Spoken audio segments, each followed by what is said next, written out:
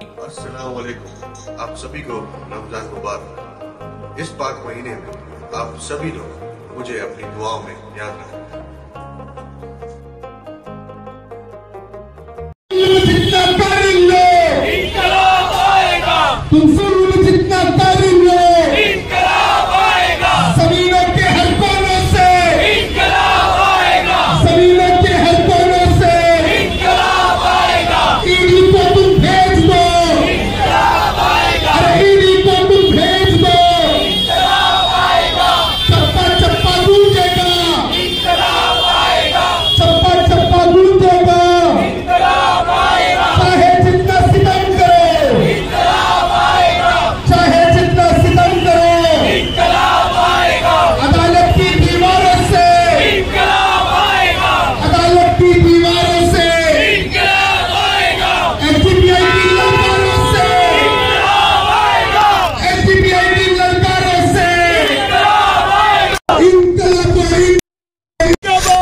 दोस्तों, आप देख रहे हैं नया इनकलाब टीवी न्यूज़। हम इस वक्त मौजूद हैं मुमरा के दारुल सलाम मस्जिद के पास में। कल रात में social democratic party of India के राष्ट्रीय अध्यक्ष श्री MK फैजी को ईडी द्वारा 2022 के एक मामले में हिरासत में लिया गया।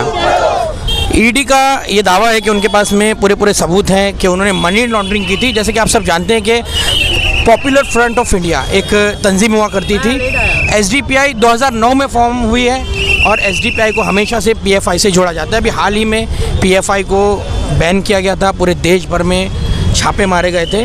तब से SDPI को PFI से जोड़कर बताया जाता है, जबकि SDPI हमेशा से डिनाई करती आई है कि हमारा PFI से कोई ताल्लुक़ नहीं है।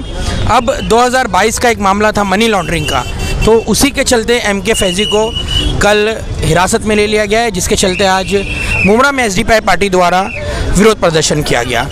इस मौके पर मीडिया से बातचीत करते हुए सरफराज शेख ने बताया कि जिस तरह से पूरे देश में वक्फ अमेंडमेंट बिल को लेकर social democratic party of India द्वारा अवेयरनेस पैदा की जा रही है, जगह जगह प्रोटेस्ट किए जा रहे हैं, लोगों को जागरूक किया जा रहा है, उसी के चलते ये कार्रवाई की गई है और कोशिश की जा रही है कि इस मुहिम को दबा दिया जाए। उन्होंने कहा कि अगर MK फैजी साहब को रिहा नहीं किया जाता तो इससे बड़ा प्रोटेस्ट होगा और इसी तरह से लगातार ये प्रोटेस्ट जारी रहेगा। और देश भर के कई स्टेट्स में SDPI द्वारा ये प्रोटेस्ट किया गया है। SDPI के ज़िम्मेदारों का कहना है कि SDPI एक ऐसी पार्टी है जो माइनॉरिटीज़ के लिए, वो सिर्फ मुस्लिम ही नहीं, देश की सभी माइनॉरिटीज़ के लिए आवाज़ उठाती है। इसी के चलते अब इस पार्टी को भी दबाने की कोशिश की जा रही है। भाई, दारुफला पे ईडी के खिलाफ विरोध प्रदर्शन किया गया है, क्या कहना चाहोगे इस पर? ये देखिए, जब भी यहाँ पे लोग इंसाफ की बात करने उतरते हैं और जो मजलूम के ऊपर जो जुल्म हो रहा है उसको इंसाफ दिलाने की बात करते हैं, जो काले कानून से जो बिल पास होने की कोशिश करी जा रही है पार्लियामेंट में वक्फ को लेके, उसके खिलाफ जो आवाज़ उठती है हर पूरे मुल्क में 18 स्टेट्स में, उससे भी ज़्यादा जब लोग रोड पे आके एहतजाज करते हैं कि ये वक्फ प्रॉपर्टी जो है ये अवाम की प्रॉपर्टी है, ये किसी सरकार की प्रॉपर्टी नहीं है। जब ये देखते हैं कि अवाम रोड पे आ गई है, जब ये देखते हैं कि ये बिल हमको पास नहीं करने देंगे, तो ये ईडी को आगे करते हैं। ये ईडी जो इनके लिए ये ऑफिस एनफोर्समेंट डिपार्टमेंट नहीं है, ये ईडी बीजेपी के लिए एंटरटेनमेंट डिपार्टमेंट बन गई है। ये ईडी को ये सोचना चाहिए कि आप जो पोस्ट पे हैं आपको न्याय करने के लिए यहाँ बिठाया गया है, आप जो पोस्ट पे हैं आप लोगों को इंसाफ दिलाने के लिए बिठाया गया है। आप जो पोस्ट पे आते हो वो शपथ लेके आते हो, वो ओथ लेके आते हो। क्या ओथ में ये लिखा है कोई भी मासूम को पकड़ के हम जेल में डाल दे?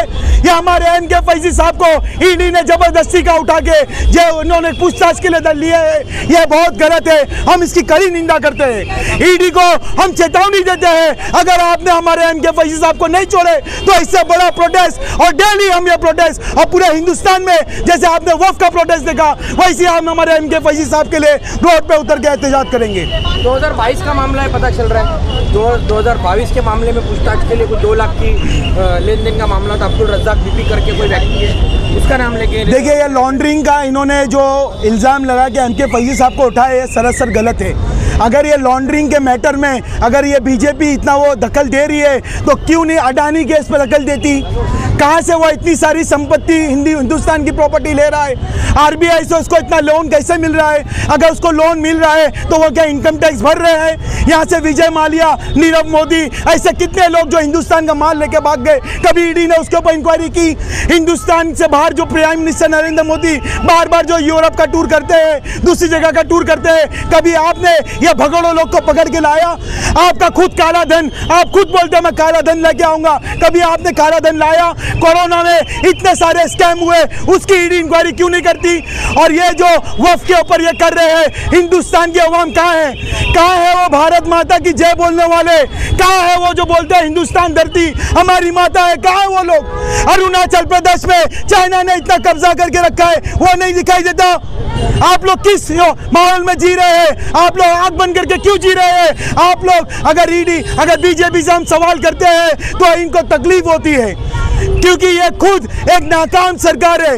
जो इसके होम मिनिस्टर है, जो इनके प्राइम मिनिस्टर है, वो खुद अनपढ़ है, पढ़े लिखे लोग नहीं है।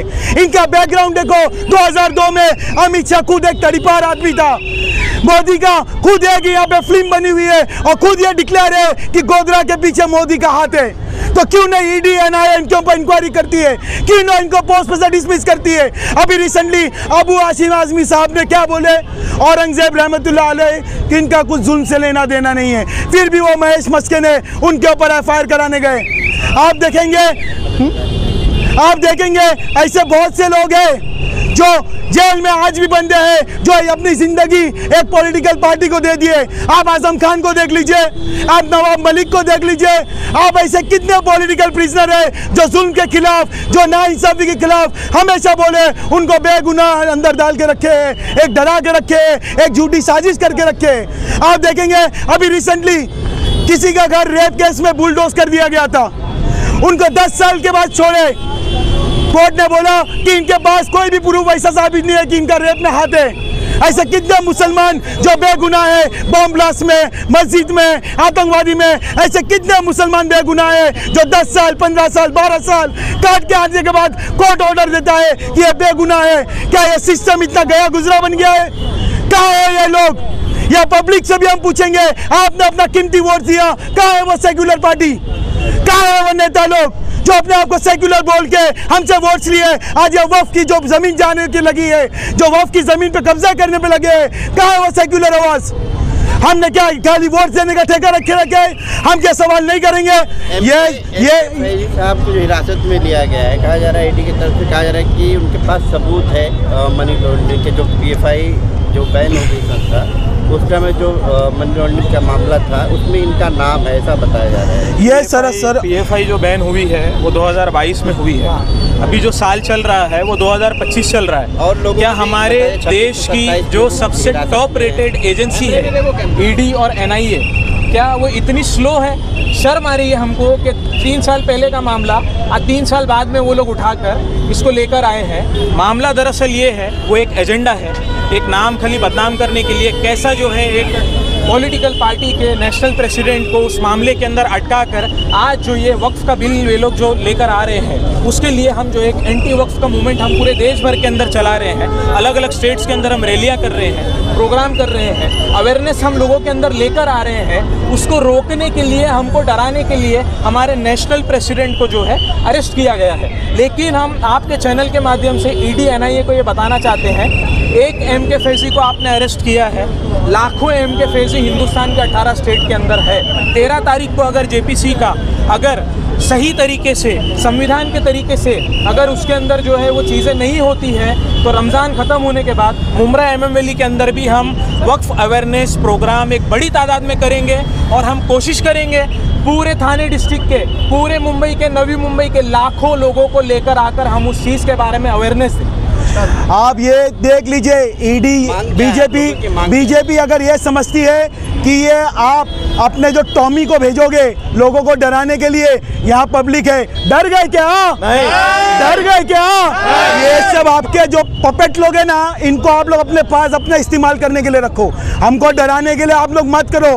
हम जो है संविधान से चलते हैं और संविधान से कैसा चलना, संविधान में रह के हमको हमारा हक कैसा लेना, ये हमको मालूम है। इतनी बड़ी रैली, इतना बड़ा जो प्रोटेस्ट, इतना बड़ा अवेयरनेस प्रोग्राम जो पूरे हिंदुस्तान में वफ़ को लेके चला है, इससे बीजेपी की ज़मीन हिल गई है। एसडीपीआई पार्टी की क्या मांग है सर? एसडीपीआई पार्टी की ये मांग है कि आज या कल में हमारे जो नेशनल प्रेसिडेंट है एमके फैजी साहब को, उनको छोड़ा जाए।